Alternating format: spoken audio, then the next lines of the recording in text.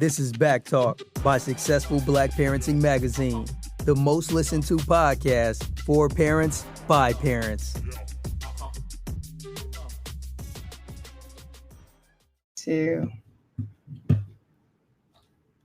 Hey there, everyone, and we're back. Thank you for listening to Back Talk by Successful Black Parenting Magazine, the podcast talk show for parents.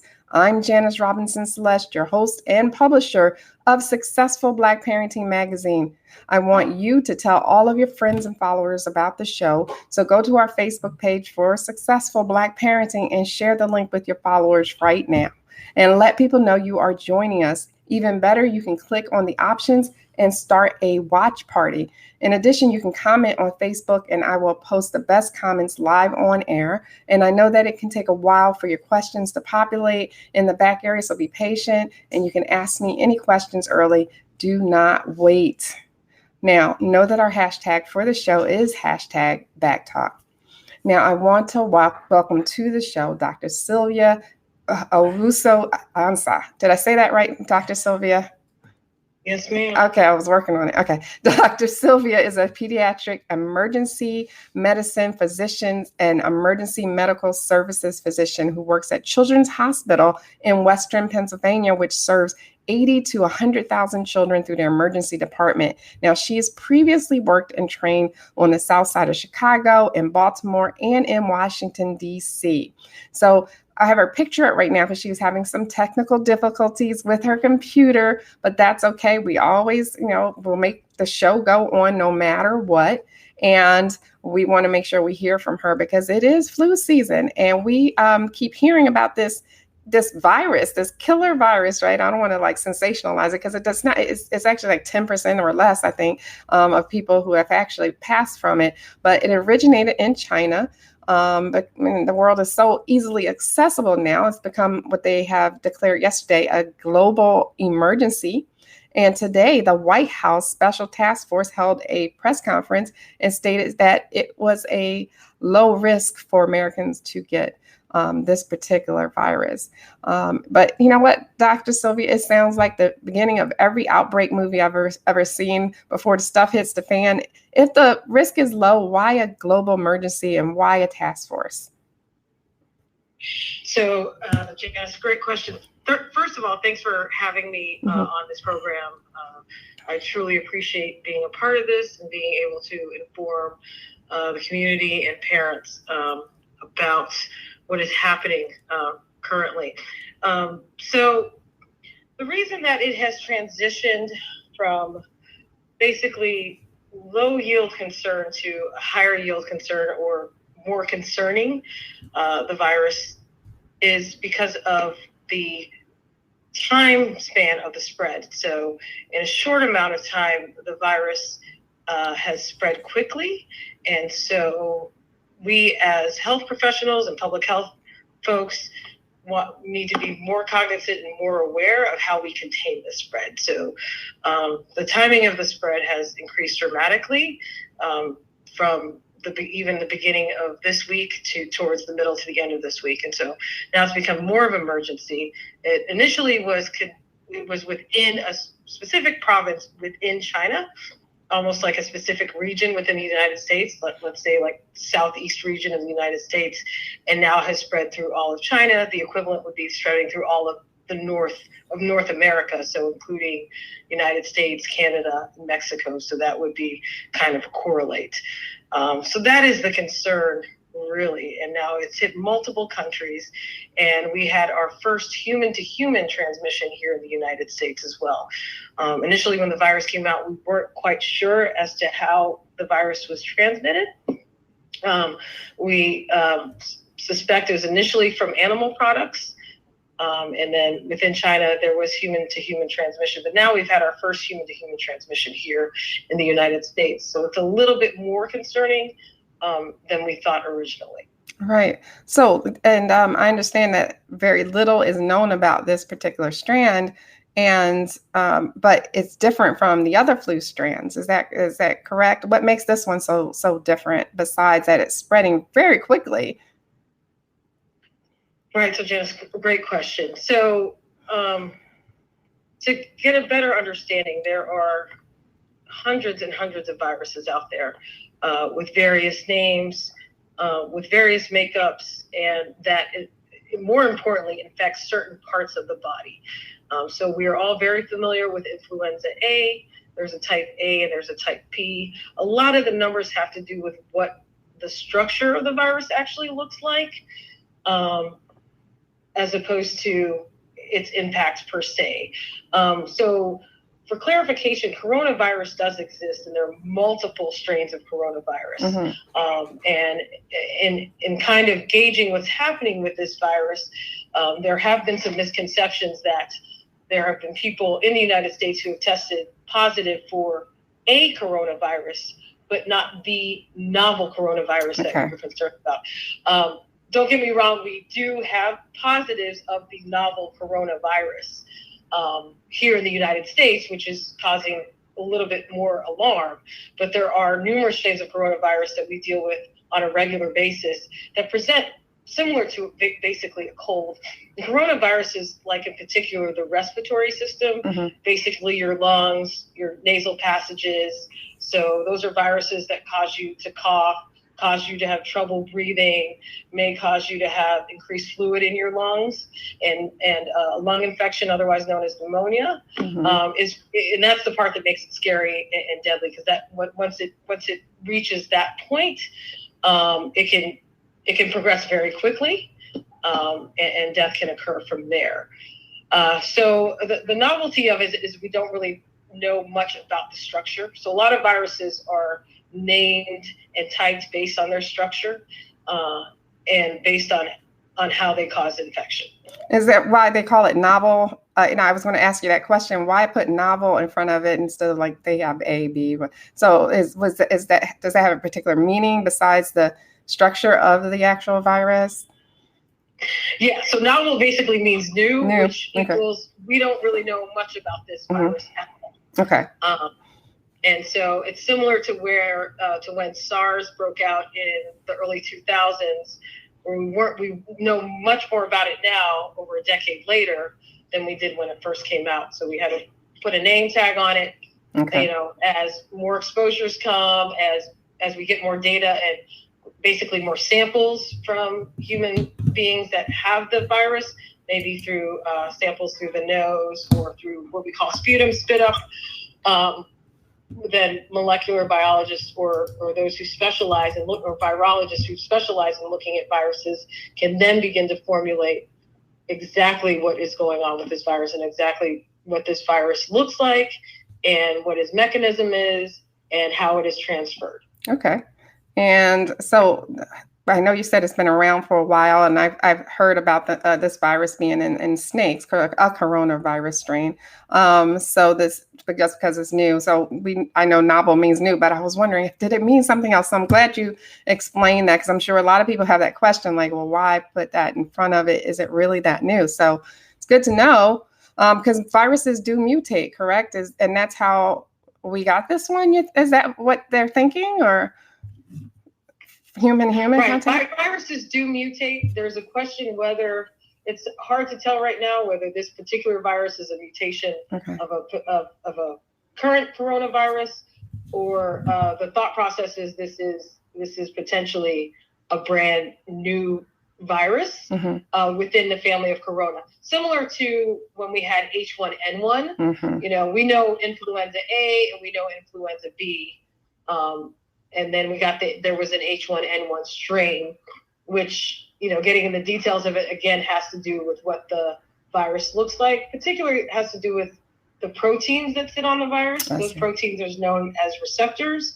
And those receptors are what allow the virus to attach to organs in the human body to wreak havoc. Okay. Okay, we're getting some. That answers your question. Right, we're getting some questions into which I'll address in a minute. So, guys who are listening, hang in there for 1 minute, because we have a lot of questions I want to make sure we get through as well. So, what worries me about this particular virus, especially being someone who's asthmatic, and I have a daughter who's asthmatic, is that Black people in general, we suffer terribly with asthma, especially being in the inner cities, and we have a higher rate of dying from asthma than white people do. Like, this virus attacks the lungs. Is this something that the Black community especially needs to pay attention to, opposed to other viruses that are out there? And just so you know, I see somebody stream there. I'm not so sure who Jason Cruz is, but hello, just so you know. Yeah, so is this something we need to pay particular attention to? Oh, I see your video right now. I'm not sure if I can hear you yet, but keep working on it. Because of asthma, is that something we need to worry about? Wait, now I can't hear you on your phone. Let me see if I can hear you here. Hold on a minute, guys. We're having some technical difficulty. I'm trying to bring her in. Make sure I can hear her. I can see you. I just want to make sure I can hear you. I'm going to bring you into the stream for a minute and remove your picture. And see if that works. Just say something. Hello? No. Do you still have your phone just in case? Yes. Okay, can you hear me now? Yeah. Okay, hold on. Let me take you off the phone then. Okay, thank you. Okay, yes. Okay, say something. Okay. No, now I don't hear you. What just happened? Okay, I may have to call you back. Guys, hey, stay tuned. We have some technical difficulties working on it. I still can't hear you through your webcam. Okay, can you hear me? What I may do is just give you a call right back and let you talk to me through the phone until we get that working. Because I heard an echo and then I didn't hear anything. Okay. Okay, I'm just going to call you back and put you back on speaker. Okay. All right. We may have to do it like this. It'll just be a delay from the video of you talking to this. And you may have to turn like one of the volumes down, either computer or the phone, so it don't echo. Okay. There we go. So my question was about the Black community having asthma as a higher rate than the white community, especially being in inner cities. Do we have to worry about this particular virus because it attacks the lungs, especially with our children? Because the last thing we want them to do is get pneumonia, especially if they have asthma. So I think you're making an excellent and valid point. So worry, I caution you, but it is a serious consideration, I would say. You were right. For our community, asthma is one of the leading causes of respiratory illness. It can be very fatal. I personally had one of my closest high school friends died at the age of 15 because she couldn't get a hold of her inhaler in time. So I take asthma very seriously. So you were right. Just like influenza, asthmatics, with any virus that infects the respiratory system, would potentially be at higher risk for more severe illness, getting sicker, or potentially, unfortunately, from death.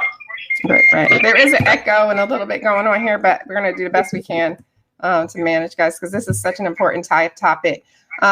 So flu and specifically this virus is particularly worrisome for parents. I know you said don't worry, but we do worry with small toddlers, because they're often in group settings in daycare. They wipe their noses on everything from their arms to their toys. They cough and sneeze on everything and everyone.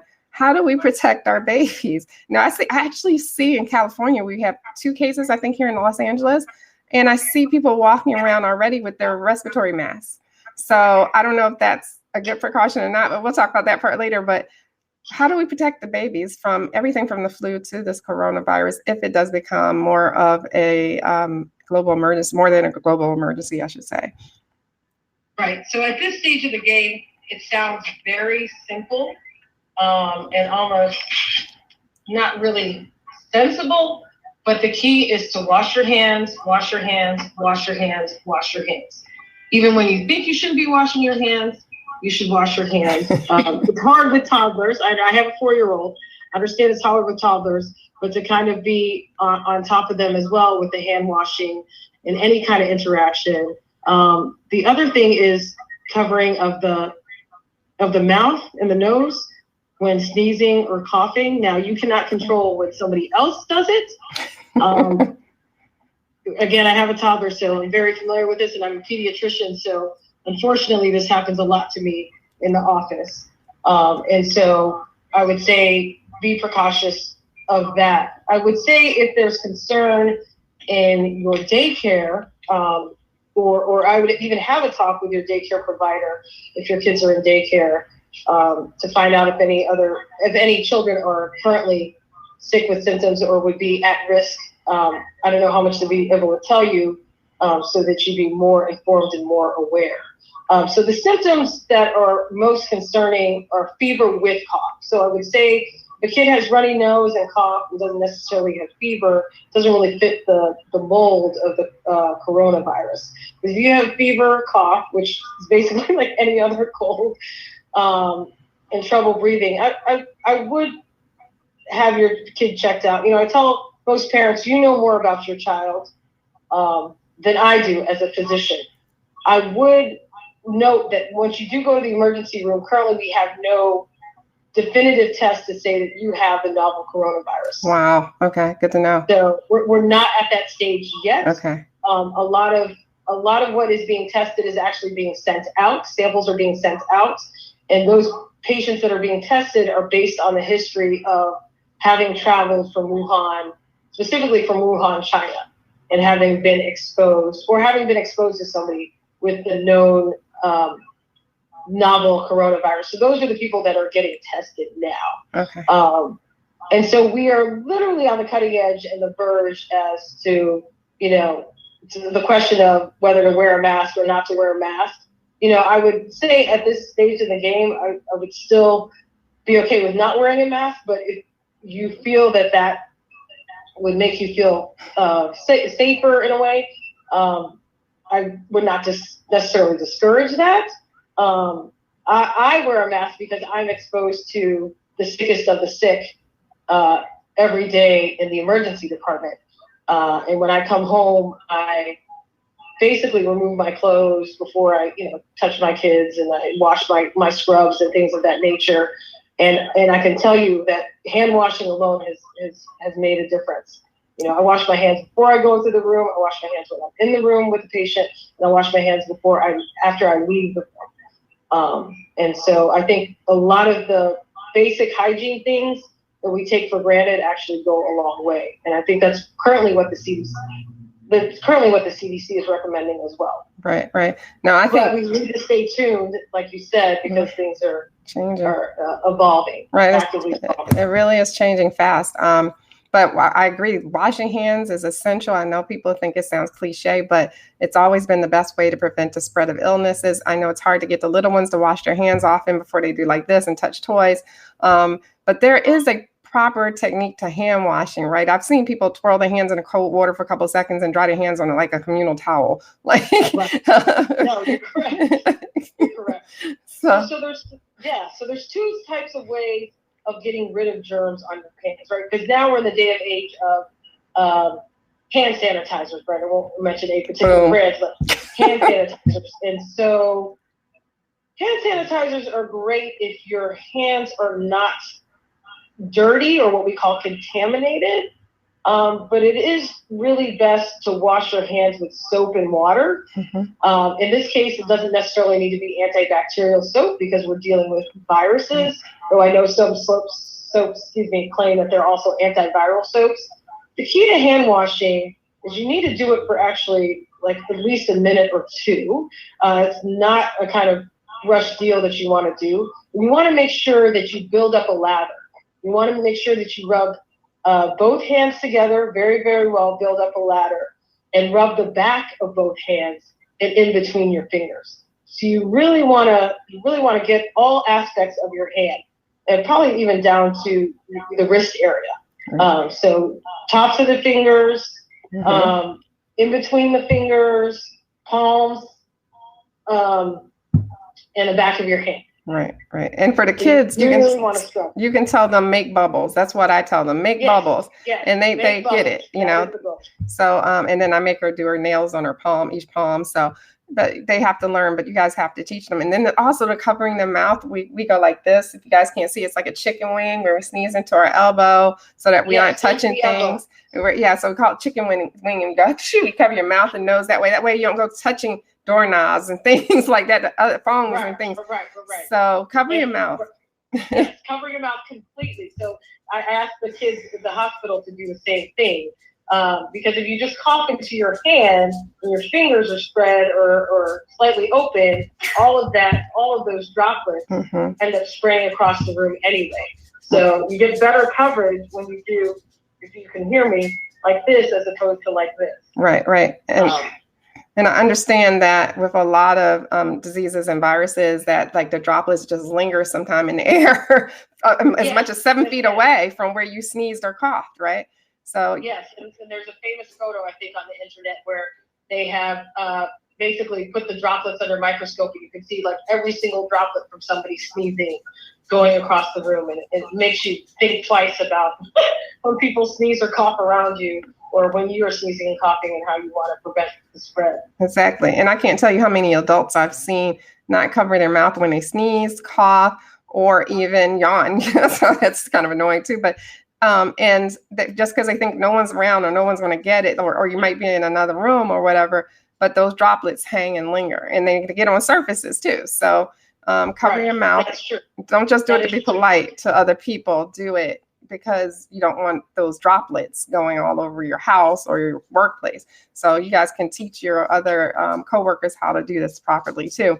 So hand sanitizer that won't work on viruses, right? Yeah, I mean, it's not the optimal way. Let's just put it that way. It's not the cream of the crop way would be to wash your hands with soap and water. The other thing to keep in mind, if you do incidentally cough into your hand and there's snot there, make sure you clean it off. That's the other thing, because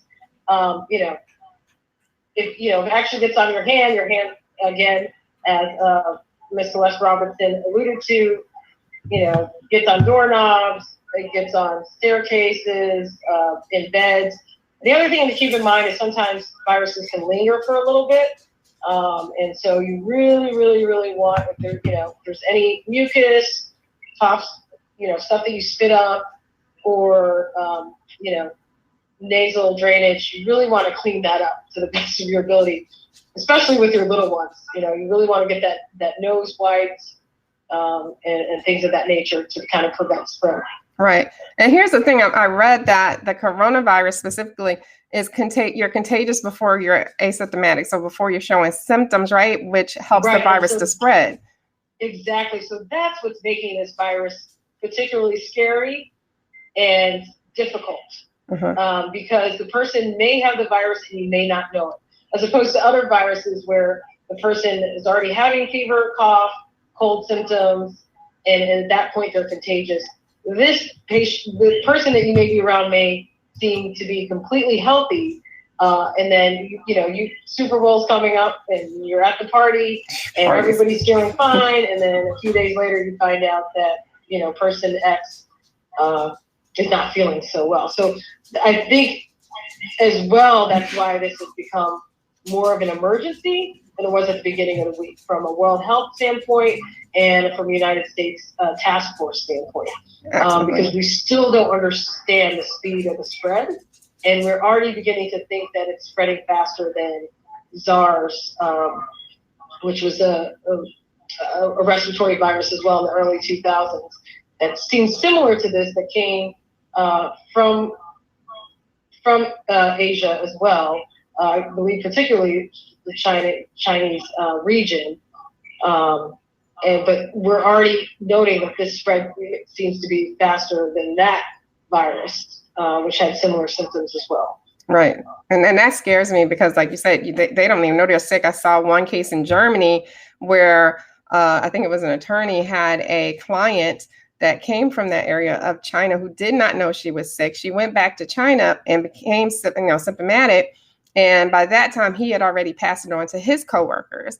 So so it's two people in Germany, and then the person that originally spread it who went back to China at the time. So that scares me, which brings me back to the mask.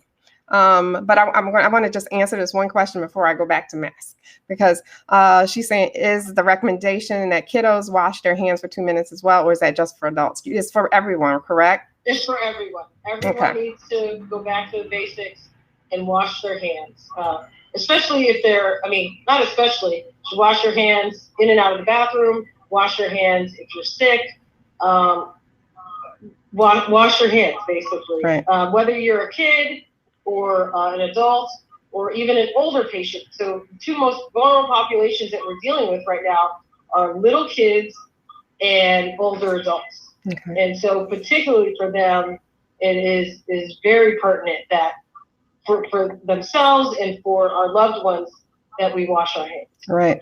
Besides washing them all throughout the day, I just want to say that you guys just be cognizant about washing hands when you enter a place and leave a place too, because you want to bring germs in. You don't want to take germs home with you, especially at the gym. That's the most grimy place you can get germs. I remember once winter, I was getting sick all the time, and I kind of pieced it together to the gym because not everyone was wiping off their equipment. And so I made a habit of making sure I go to the bathroom before I left the gym. And then I would wash my hands, of course, as I went to the bathroom. And I stopped getting sick. And so that one little thing helped me to stay more healthy, was just to make sure I went to the bathroom and washed my hands. So before I put the germs in my car.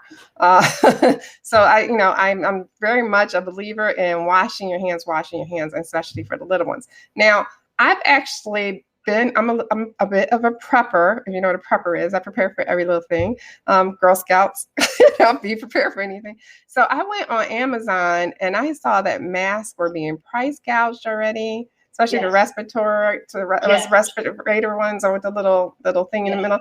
And they were selling out as well. Like, you can't even get them right away. Like, you can't get them on Prime. They're going to take to March to get here, some of them.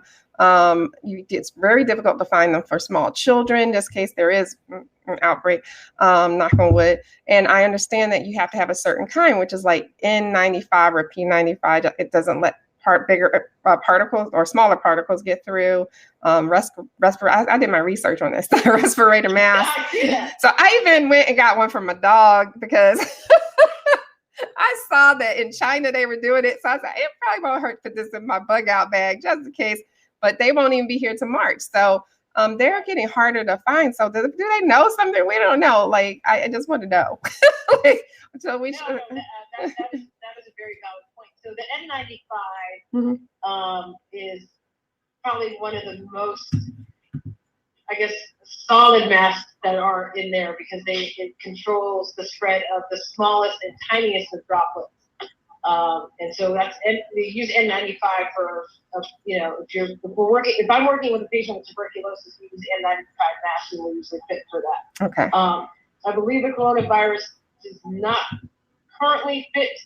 So let me rewind. So we have what are called droplet precautions. So there's certain types of germs that are transmitted certain ways, and we have certain ways to protect ourselves from those types of germs. For instance, for diarrhea, we have what's called contact precautions. So let's say your child is in a daycare and there is a child who has diarrhea. The way to prevent the spread of diarrhea would be for the daycare worker to wear gloves as they're, changing. Oops, I lost her. I lost your picture, but go ahead, keep going. I'm gonna put your picture back up. Yep. Okay. Oh, there you go. Is to bring you back in. Yeah. So it keeps going in and out. Is to use gloves. Okay. For that type of germ. For most viruses that cause respiratory illnesses, it's enough to wear just the plain mask that you see. It's a yellow mask, as opposed to the N95, which looks like a duck bill in some cases. There's some N95s that look like a beak of a duck, and others that need to be fitted. So long story short, because of the degree of the spread, and because we don't know too much about the virus, and because it started in China, I feel like the Chinese are obligated to use those really tight sealed masks known as the N95. And with China having a large population that it does, and everybody being on, I want to make sure I'm using the correct terms, them beginning to quarantine. So quarantine is if you suspect that somebody has an illness, but you don't know whether they have an illness or not. You kind of move them to an area so they don't affect other people. Whereas isolation is when they know you have the disease, and you put you in an area where you can't infect anybody else. But either way, in China, there's a large population. think we're up to it. There's a large population throughout the entire country now that actually has the disease, and so they really have to be on top of it to prevent the spread. We haven't quite gotten there yet here, so I would say that continue to wash your hands, even though if you don't have access to a mask. I would say keep your ear to the ground as far as CDC recommendations and U.S. Task Force recommendations as these things change, because they will let us know if the mask will be the next necessary step. But I will note that even with SARS, which was similar to this, though again, we noted earlier, the spread didn't seem to be as fast. And with some of these other diseases that have come from other places in the world, not everybody was masking up.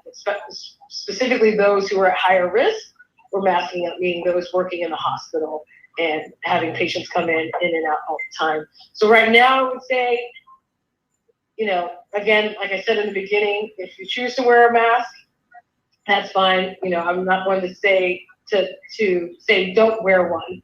I don't think at this point you may need one, but I think situations are changing pretty fast that it'd be good to, stay in the know of what are next steps. In the meantime, wash your hands, do the things that we talked about. I think Ms. Les Robinson brought up a great point about areas that are highly concentrated, like the gym. It's really imperative that you wipe things down, you wash your hands as you move in and out of those areas. Airports are another area. Airplanes, right? I was about to get to that. I knew that was coming. Yeah, so airplanes. So we heard today that after the beginning of next week, there'll be no flights going out in and out of mainland China, correct? Right. For our most major airlines until about the end of March, and I think it's particularly for that reason, because we are trying to mitigate the speed and the spread of the coronavirus to the United States. So I guess the question becomes, if I get on a plane, should I wear a mask? And so again, I would, it's hard to say is what I would say. And I would leave that up to your discretion in that regard. I think I would at this point. Would fault you for, I don't think anybody would fault you for doing it. I would definitely, as you get in and on and off the plane, make sure that you, again, wash your hands as well. Speaking of that, I want to show the audience, and for the ones that aren't going to see the video, that they can hear it. But Naomi Campbell has an airplane routine she has, and I have it queued up. I want to show people. Hopefully, they don't make me watch a commercial first when I cue this back up. You know how YouTube does. But I want to show that because she does what I do. I take my Clorox wipes and clean out. They say the most germy thing is the seatbelt and the tray and the headrest. So I clean all of that up, but she is really good at it. I just want to go through that. But we're having this huge birthday party for a 3-year-old.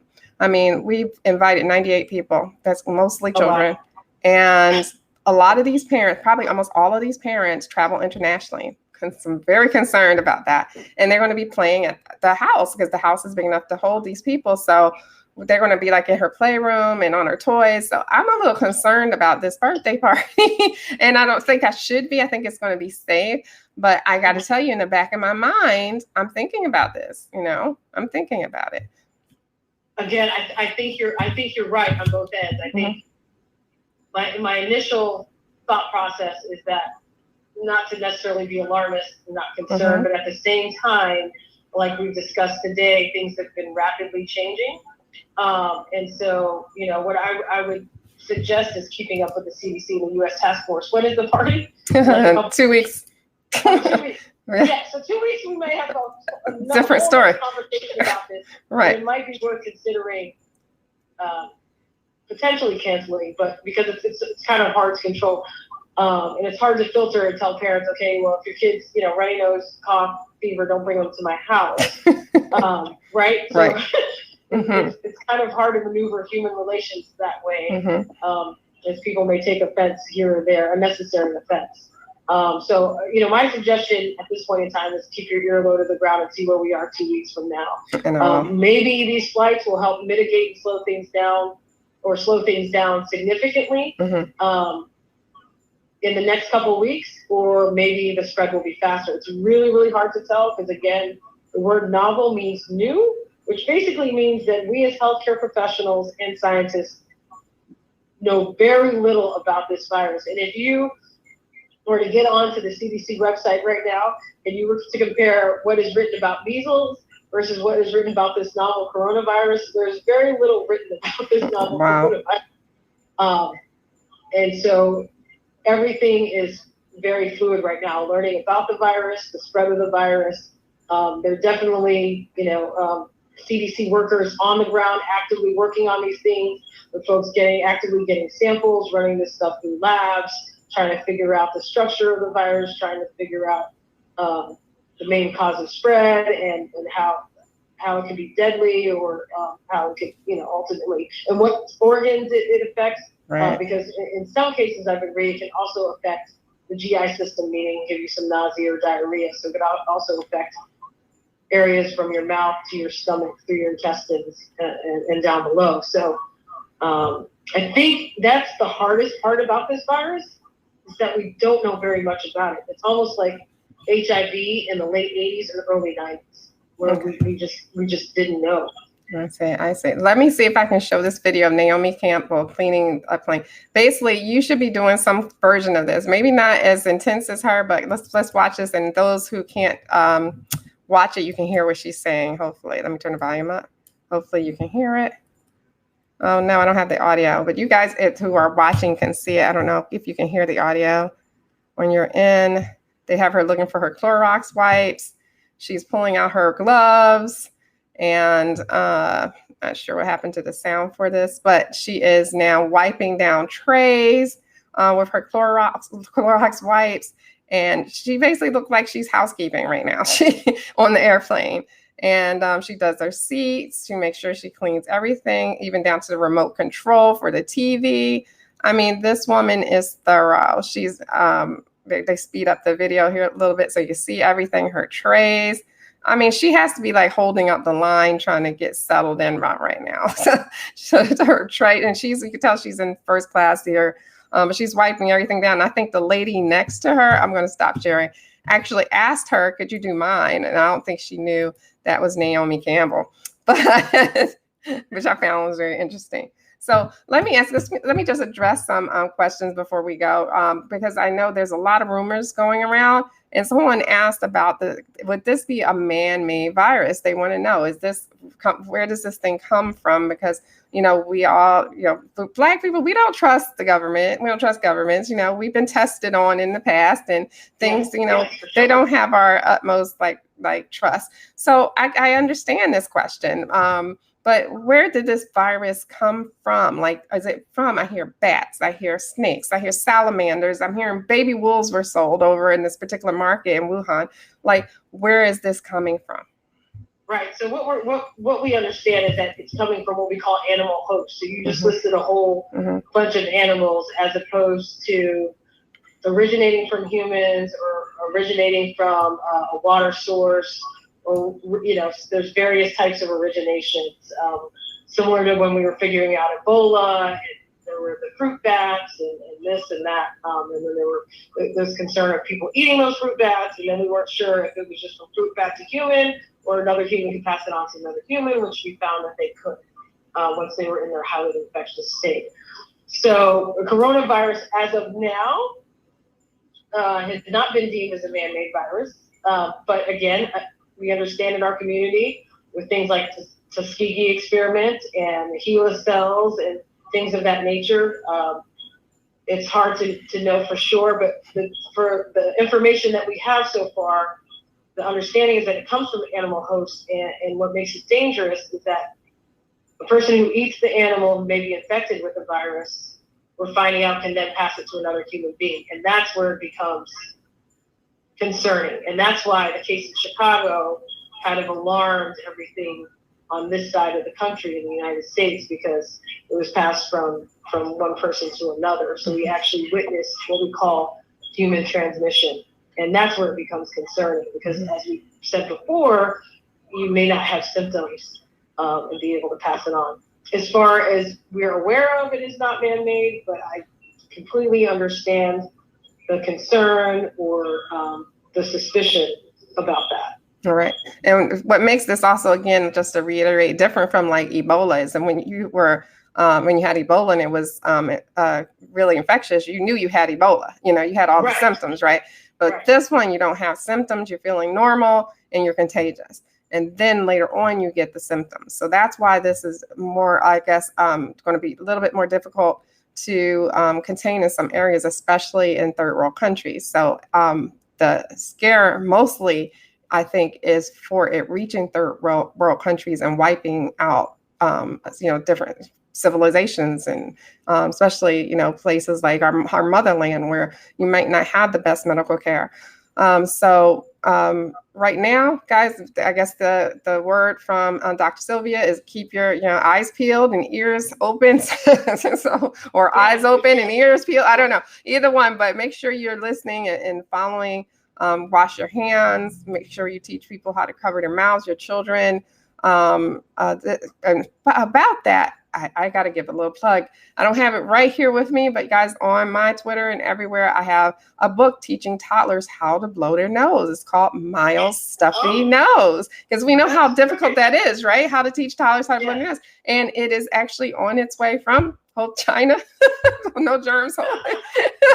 But from China right now. Actually, I got my book finished before this outbreak. It just takes forever on the ship. So hopefully it's all good. We'll sanitize them off for you guys, whatever. But yeah, Miles' Stuffy Nose, and it will be in bookstores probably in February. So it's right in time for flu season. Miles' Stuffy Nose.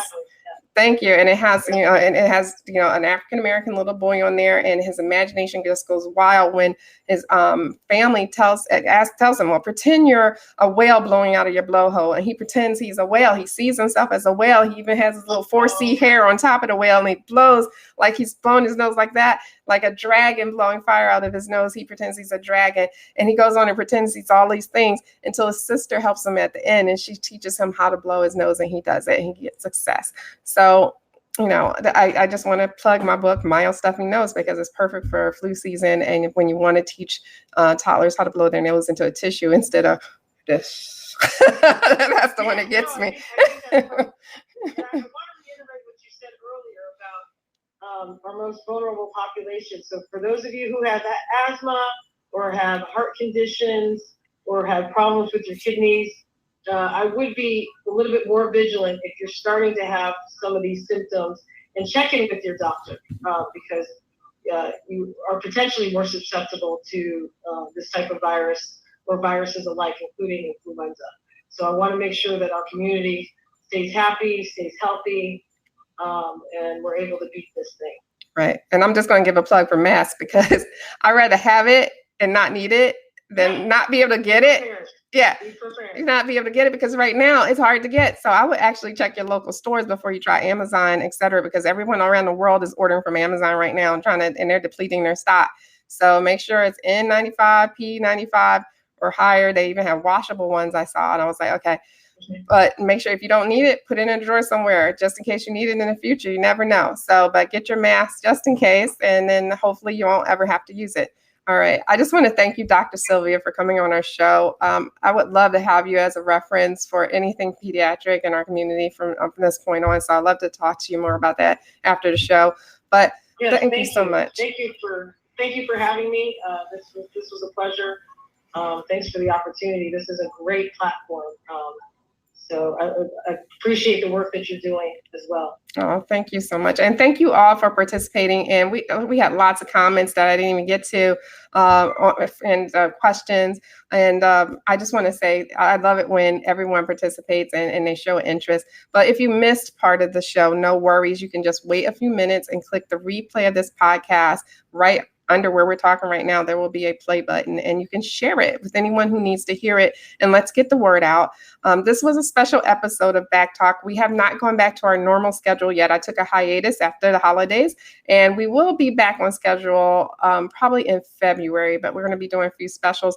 Next week, it looks like we're going to have a special discussion with a football player. I won't tell you who, but we'll be discussing fatherhood. So all the dads and all the girl dads that have been trending lately, please pay attention for next week. Look for the posts for each broadcast on our Facebook page at Black Parenting One, and be sure to tag any friends in the post. And hit the reminder button. That way you won't forget. It'll remind you to tune in. You can always ask the questions just like they did today live on the chat, and I'll put some of the best questions up on air for you guys. One more thing. Don't forget to follow us too. We're on Twitter and Facebook under Black Parenting One. We're on Instagram as Black Parenting Magazine. Our website is successful. Don't forget the successful part, blackparenting.com. And it's full of good content to help you thrive and not just survive as a parent. So rate our podcast. And until next time, take care of yourself because you never know when the world will need you. All right. Bye, everyone. See you next time.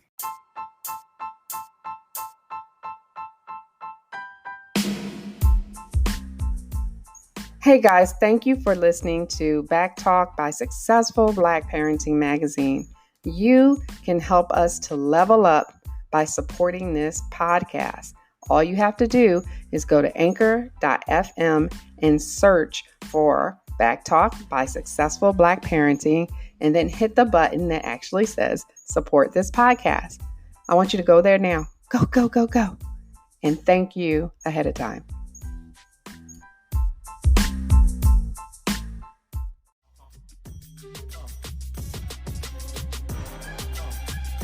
Thanks for tuning in to Back Talk by Successful Black Parenting Magazine. We'll see you soon.